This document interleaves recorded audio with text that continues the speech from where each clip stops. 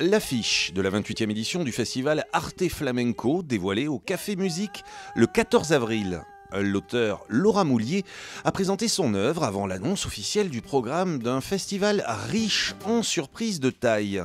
Les rideaux de scène de l'espace François Mitterrand de Mont-de-Marsan s'ouvriront le lundi 4 juillet sur Sara Balas, qui revient devant un public de festivaliers de qualité avec son spectacle Voces.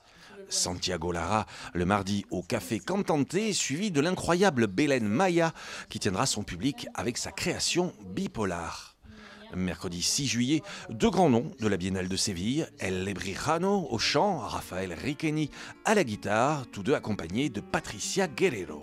Mercredi, plateau d'exception avec des personnes exceptionnelles, des maestros, un virtuose pour Riqueni, un mythe vivant pour Lebrijano et une jeune promesse pour Patricia Guerrero. Donc une soirée un petit peu spéciale, pleine de poésie, de maestria et surtout de douceur, je pense.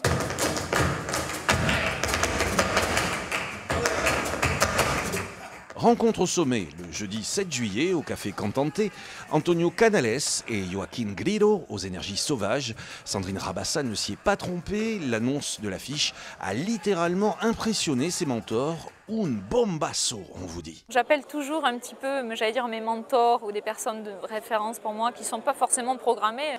Donc c'est vrai que j'ai appelé la Farruca notamment. Et lorsque j'ai dit rencontre spéciale Grillo et Canales, toutes les personnes que j'ai interrogées pour un petit peu avoir un baromètre de ce que pouvait donner ma programmation m'ont dit waouh, la soirée le jeudi soir, donc la rencontre entre deux grands, deux génies, deux personnes, j'allais dire indomptables, qui sont Grillo et Canales.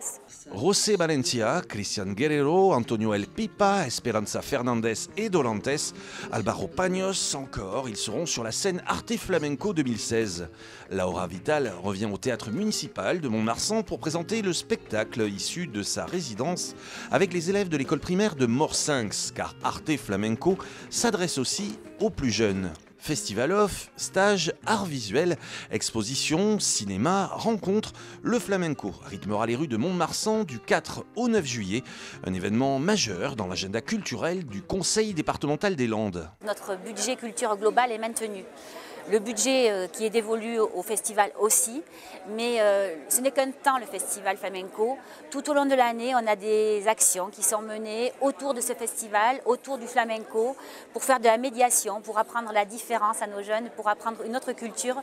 Et tout ce temps qui se fait autour de ce festival est aussi important pour nous. L'action culturelle du Conseil départemental, c'est toute l'année sur tout le territoire et pour tous, via le soutien aux professionnels de la culture. Tous ces opérateurs travaillent en relation avec le département, on les aide à la fois financièrement et techniquement. C'est important pour nous d'avoir une diversité de l'offre et d'avoir de l'offre partout sur le territoire.